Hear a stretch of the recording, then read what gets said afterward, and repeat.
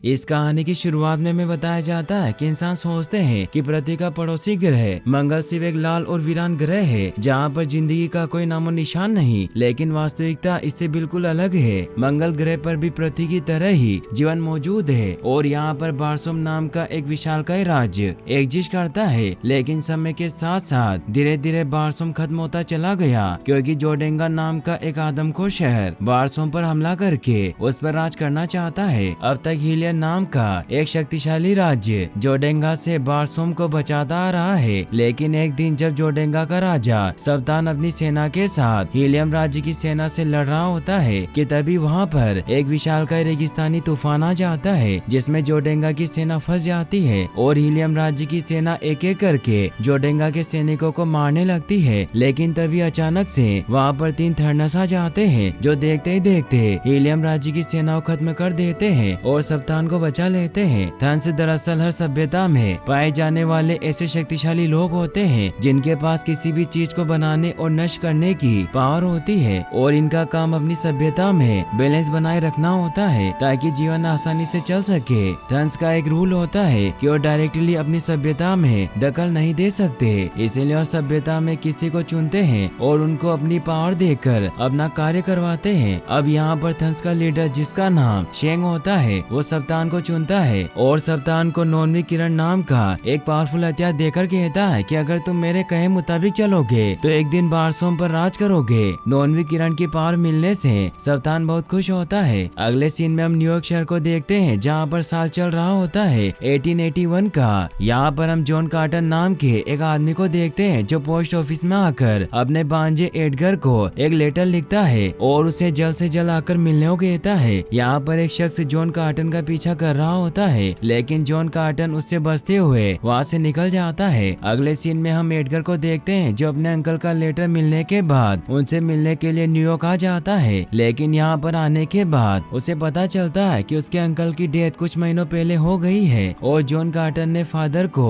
अपनी लाश दफनाने के बजाय एक खुले ताबूत में रखने को कहा होता है, जिसके लिए उन्होंने एक सीक्रेट रूम बनाया था जिसे सिर्फ अंदर से ही खोला जा सकता है। एडगर उस सीक्रेट रूम को देखकर पूरी तरह से हैरान हो जाता है। अब वापस आने के बाद जॉन कार्टन का वकील एडगर को जॉन कार्टन की एक सीक्रेट डायरी देता है जिसे जॉन कार्टन ने सिर्फ एडगर को देने के लिए कहा होता है। अब एडगर उस डायरी को पढ़ना स्टार्ट करता है जिसमें जॉन कार्टन ने लिखा होता है कि मेरे प्यारे भांजे, जब बचपन में मैं तुम्हें कहानियां सुनाया करता था तो तुम बड़ी आसानी से उन कहानियों पर विश्वास कर लिया करते थे, लेकिन अब तुम बड़े हो चुके हो इसलिए शायद तुम्हें मेरी कही गई बातों पर विश्वास ना हो, लेकिन मैं चाहता हूँ कि एक बार फिर से तुम मेरी बातों पर विश्वास करो। इसके बाद जॉन कार्टन अपनी जिंदगी कहानी बताना स्टार्ट करता है जिसमें वो बताता है कि सालों पहले उसे एक सीक्रेट गुफा के बारे में पता चला था जिसमें सोना ही सोना था और कार्टर उस गुफा को ढूंढकर अमीर बनना चाहता था। लेकिन जब वो सीक्रेट गुफा को ढूंढने के लिए निकला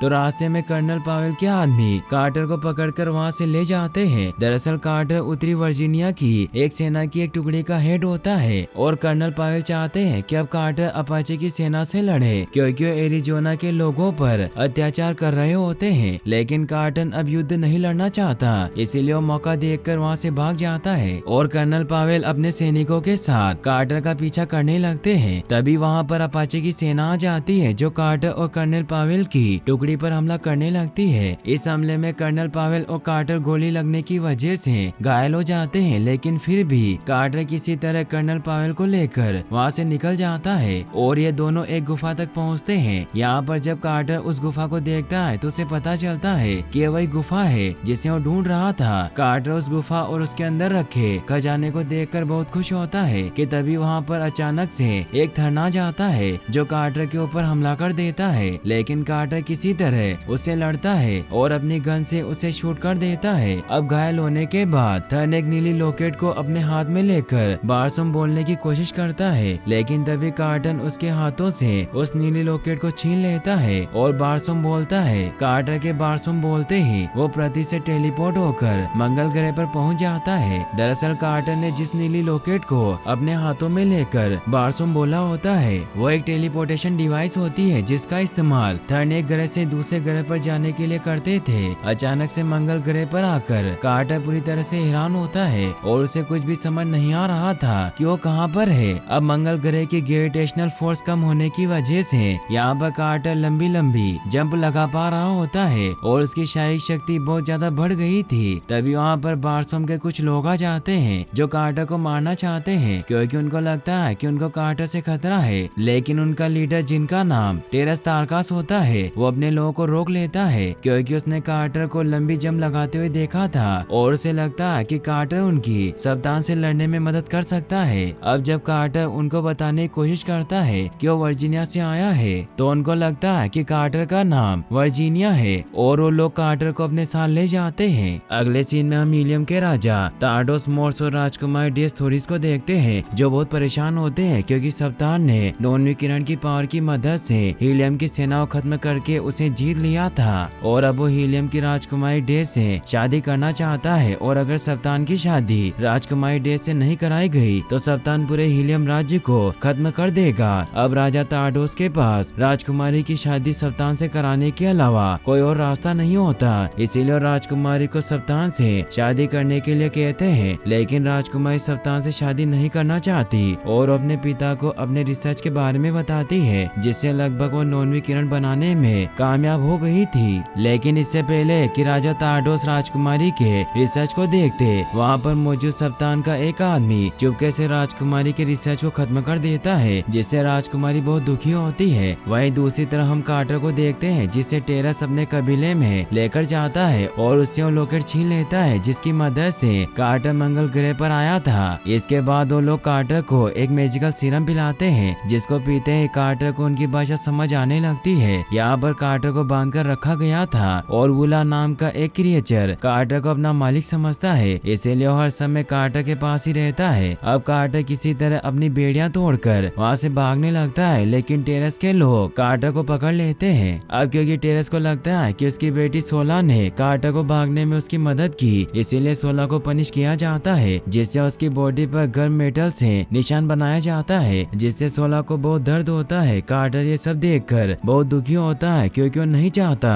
कि उसकी वजह से सोला को कोई तकलीफ हो। तभी ये देखते हैं कि आसमान में हीलियम और जोडेंगा की सेनाएं आपस में लड़ रही है क्योंकि राजकुमारी डेस सप्तान से शादी नहीं करना चाहती, इसीलिए वो भागने की कोशिश कर रही होती है। लेकिन इस हमले में वो नीचे गिरने लगती है और जब कार्टर राजकुमारी को नीचे गिरते हुए देखता है तो उसे लगता है कि उसकी तरह कोई इंसान है, इसीलिए वो राजकुमारी को बचाने के लिए निकल पड़ता है। अब कार्टर अपनी लंबी छलांगों की मदद से राजकुमारी को बचा लेता है। लेकिन जब सप्तान कार्टर को देखता है तो गुस्से में अपनी नौनवी किरण की पावर की मदद से कार्टर को मारने के लिए आगे बढ़ता है। लेकिन शेंग सप्तान को ऐसा करने से रोक देता है और कहता है कि हमें उसे जिंदा पकड़ना है। इसके बाद सप्तान कार्टर पर हमला कर देता है और अब दोनों के बीच में फाइट होना शुरू हो जाती है। लेकिन कार्टर सप्तान के आगे नहीं टिक पाता और सप्तान कार्टर को अपने साथ लेकर जाने वाला होता है कि तभी था सप्तान की सेना पर हमला करने लगते हैं क्योंकि वो भी इस युद्ध में आ चुके होते हैं। अब मौका देखकर कार्टर सप्तान की शिप से नीचे कूद जाता है और सप्तान अपनी सेना लेकर वहाँ से भाग जाता है। अब था कबीले के लोग कार्टर को लड़ता देखकर बहुत खुश होते हैं क्योंकि ऊंची ऊंची छलांगे लगा सकता था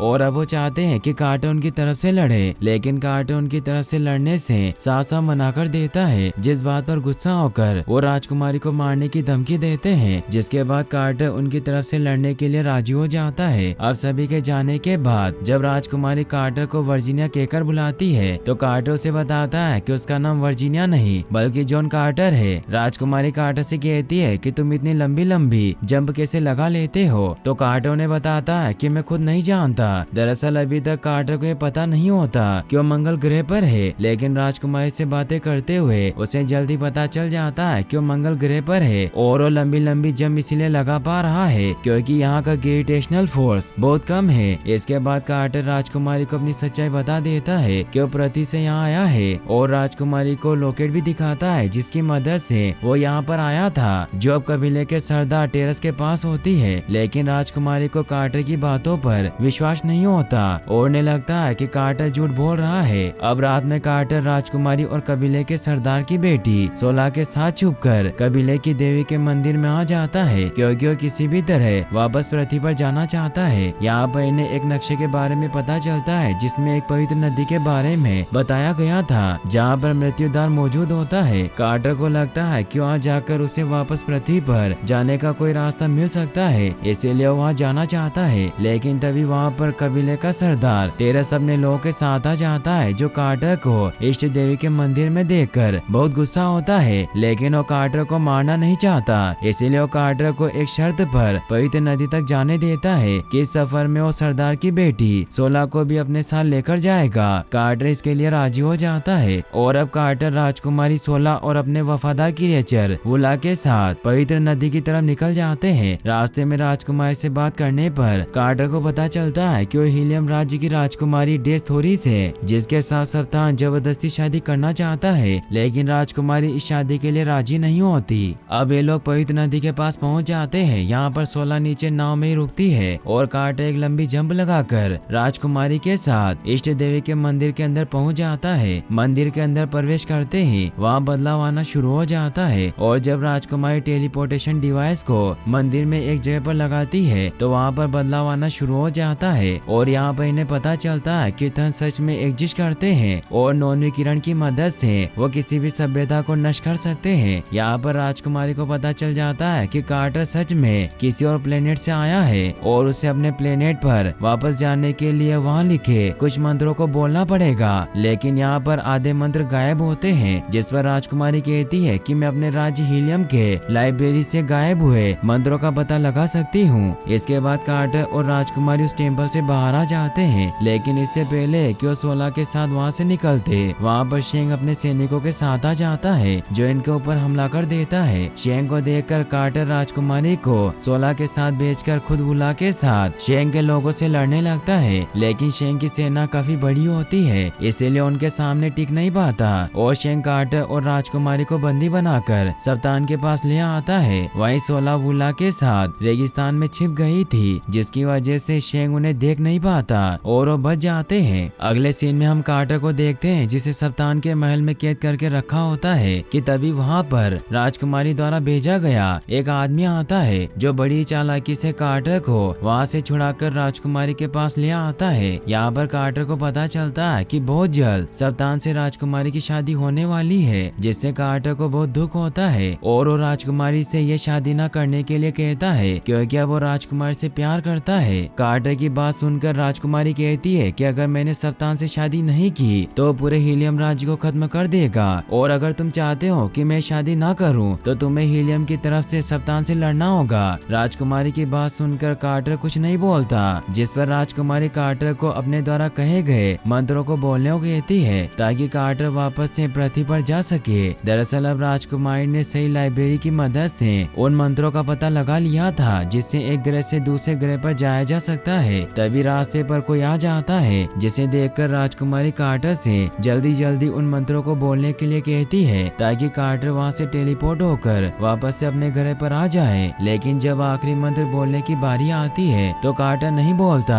क्योंकि वो राजकुमारी को छोड़कर नहीं जाना चाहता। अब यहाँ पर सप्तान कार्टर को ढूंढता हुआ आ जाता है, लेकिन वो कार्टर को देख नहीं पाता, क्योंकि अपनी लंबी छलांगों की मदद से ऊपर दीवार पर छुप गया था। कार्टर को वहाँ न पाकर सप्तान वहाँ से चला जाता है। सप्तान के जाने के बाद कार्टर नीचे उतरता है, लेकिन तभी वहाँ पर शेंग एक लेडी का रूप लेकर आता है और बड़ी चालाकी से कार्टर के बॉडी के अंदर नॉन विकिरण को इंजेक्ट करके उसे अपने कंट्रोल में ले लेता है। यहाँ पर शेंग कार्टर को बताता है कि तुम यहाँ पर इतने ज्यादा पावरफुल इसीलिए हो क्योंकि यहाँ की ग्रेविटेशनल फोर्स पृथ्वी के मुकाबले बहुत कम है। दरअसल शेंग एक थर्न होता है, इसीलिए उसे पता होता है कि कार्टर पृथ्वी से आया है, क्योंकि थर्न हर ग्रह पर मौजूद होते हैं। इसके बाद शेंग एक बूढ़ी औरत का रूप लेकर कार्टर को अपने साथ उस जगह पर ले जाता है जहाँ पर सप्तान और राजकुमारी की शादी होने वाली थी। यहाँ पर कार्टर को पता चलता है कि मंगल ग्रह के दोनों चांद के मिलन के साथ ही सप्तान और राजकुमारी की शादी हो जाएगी, और शादी होने के बाद धंस राजकुमारी के साथ उन सभी लोगों को मार देंगे जिन्हें नॉन विकिरण की सच्चाई पता चल गई है, क्योंकि धंस कभी नहीं चाहते कि उनके अलावा किसी और को नॉन विकिरण के बारे में पता चले। और इस प्रकार राजकुमारी की मौत के बाद सप्तान गुस्से में पूरे बारसों पर हमला कर देगा और ये सभ्यता अपनी बर्बादी की तरफ बढ़ने लगेगी। यहाँ पर कार्टर शेंग से पूछता है कि तुम्हें गंदा खेल क्यों खेल रहे हो, तुम इतने ही पावरफुल हो तो सभी लोगों को एक साथ क्यों नहीं मार देते। इस पर शेंग कार्टर को बताता है कि हम थंस किसी भी सभ्यता में डायरेक्टली इंटरफेयर नहीं करते, बल्कि एक ऐसे व्यक्ति को चुनते हैं जो मूर्ख और क्रूर जरूर हो जिसकी मदद से हम अपने काम को अंजाम देते हैं और यहाँ पर हमने सप्तान को चुना। इसके बाद शेंग कार्टर को एक शिप में बिठाकर कहीं लेकर जाने लगता है कि तभी वहाँ पर कार्टर का वफादार क्रिएचर आ जाता है जो शेंग के हाथों पर हमला करके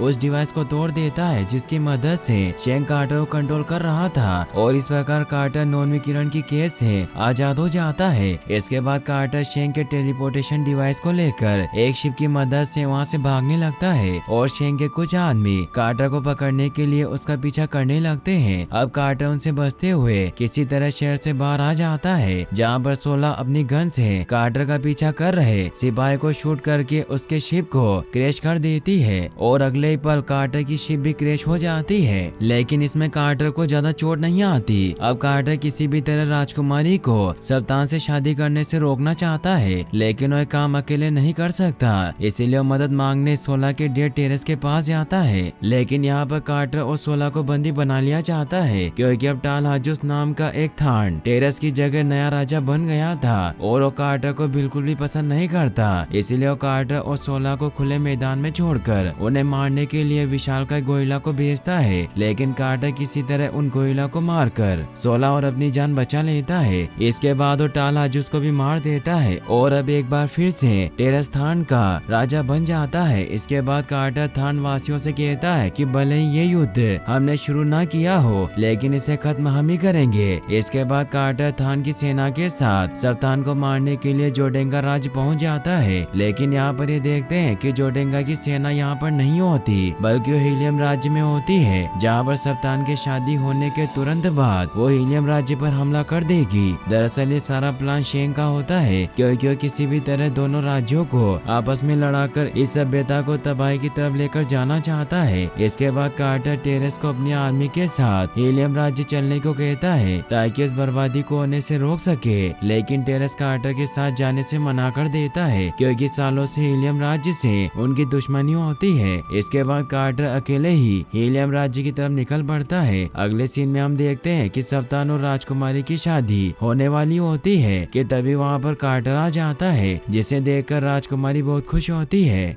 यहाँ पर कार्टर सबको बताता है कि यह शादी सिर्फ एक धोखा है और शादी खत्म होते ही जोडेंगा की सेना हीलियम पर हमला कर देगी। अब यहाँ पर फाइट होना शुरू हो जाती है लेकिन कार्टर सप्तान के सामने टिक नहीं पाता क्योंकि उसके पास नॉन विकिरण की पावर होती है और वो कार्टर को मारने ही वाला होता है कि तभी वहाँ पर टेरेस अपनी सेना के साथ आ जाते हैं और इस प्रकार कार्टर की जान बच जाती है। अब यहाँ पर थार्क और हीलियम राज्य की सेनाएं अपनी दुश्मनी बुलाकर एक साथ मिलकर जोडेंगा की सेना से लड़ने लगती है। अब लड़ाई के दौरान टेरेस अपनी तलवार से सप्तान के एक हाथ को काट देते हैं जिसमें नॉन विकिरण की पावर होती है जिसकी वजह से सप्तान एक बार फिर से पहले जैसा नॉर्मल हो जाता है। यहाँ पर थार्क और हीलियम की सेनाएं मिलकर जोडेंगा की सेना से लड़ रही होती है और जब कार्टर सप्तान को पकड़कर उससे थस के बारे में पूछने की कोशिश करता है तो शेंग एक थार का रूप लेकर सप्तान को मार देता है। लेकिन इससे पहले कि वो कार्टर को मारता राजकुमारी शेंग के उस हाथ पर हमला कर देती है जिससे वो नॉन विकिरण को कंट्रोल करके सभी को मारा होता है। लेकिन शेंग बड़ी चालाकी से राजकुमारी का रूप लेकर उसके गले पर तलवार रख देता है। लेकिन राजकुमारी किसी तरह शेंग के टेलीपोर्टेशन डिवाइस को छीनकर कार्टर को दे देती है और कार्टर उस डिवाइस को टेरेस की तरफ फेंक देता है। ये देखकर शेंग राजकुमारी को नीचे धक्का देकर खुद उस लॉकेट को लेने के लिए टेरेस की तरफ चला जाता है लेकिन कार्टर राजकुमारी को बचा लेता है। वहीं दूसरी तरफ शेंग कार्टर का रूप लेकर टेरेस के पास जाता है लेकिन टेरेस शेंग को पहचान जाता है और टेरेस और कार्टर एक साथ शेंग पर हमला कर देते हैं। लेकिन शेंग टेलीपोर्ट होकर वहाँ से भाग जाता है। अब युद्ध खत्म होने के बाद कार्टर और राजकुमारी की शादी करा दी जाती है। इसके बाद कार्टर डिसाइड करता है कि अब वो हमेशा के लिए राजकुमारी के साथ मंगल ग्रह पर ही रहेगा, इसीलिए वो टेलीपोर्टेशन डिवाइस को बाहर फेंक देता है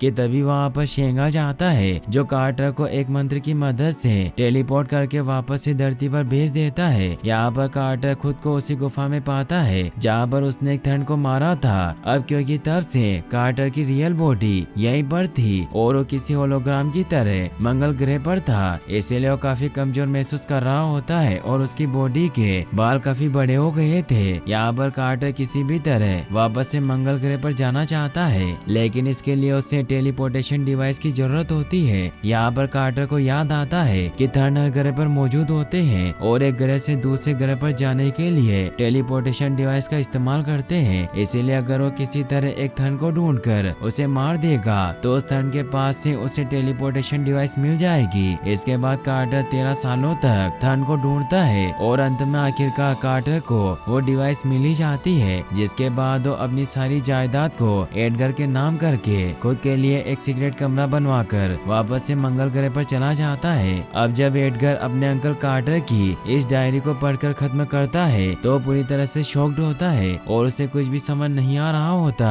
कि ये सब सच है या झूठ। अब कहानी के अंत में लिखा होता है कि एडगर तुम ही मेरे सीक्रेट दरवाजे को खोलने की चाबी हो। इसीलिए एडगर कार्टर के उस सीक्रेट रूम के पास पहुंच जाता है और दरवाजे पर लिखे अपने नाम में से नेट लिखकर दरवाजा खोल देता है, क्योंकि कार्टर हर समय एडगर को नेट कहकर ही बुलाता था। लेकिन जब एडगर अपने अंकल के सीक्रेट कमरे के अंदर देखता है तो पूरी तरह से शॉक्ड रह जाता है, क्योंकि अंदर कार्टर की बॉडी नहीं होती। तभी वहाँ पर एक थर्ना जाता है जिसे लगता है कि अंदर कार्टर की बॉडी है। इसीलिए एडगर को मारने के बाद कार्टर को भी मारना चाहता है, लेकिन पीछे से कार्टर आकर उस थन को मार देता है और उसके पास से टेलीपोर्टेशन डिवाइस ले लेता है। दरअसल मंगल ग्रह से वापस आने के बाद कभी भी कार्टर को कोई थन मिला ही नहीं। इसीलिए उसने एक प्लान बनाया जिसमें उसने झूठ में ये बता दिया कि उसे टेलीपोर्टेशन डिवाइस मिल चुकी है और वो अपनी पूरी संपत्ति और अपनी बॉडी का ध्यान रखने के लिए एडगर को बोलकर खुद मंगल ग्रह पर चला गया है, जिससे थन को लगा कि कार्टर को सच में टेलीपोर्टेशन डिवाइस मिल गई है और वो मंगल ग्रह पर चला गया है। इसीलिए वो कार्टर की बॉडी को खत्म करके उसे हमेशा के लिए मारना चाहता था। अब कार्टर टेलीपोर्टेशन डिवाइस मिलने के बाद एडगर को अपनी लाइफ खुलकर जीने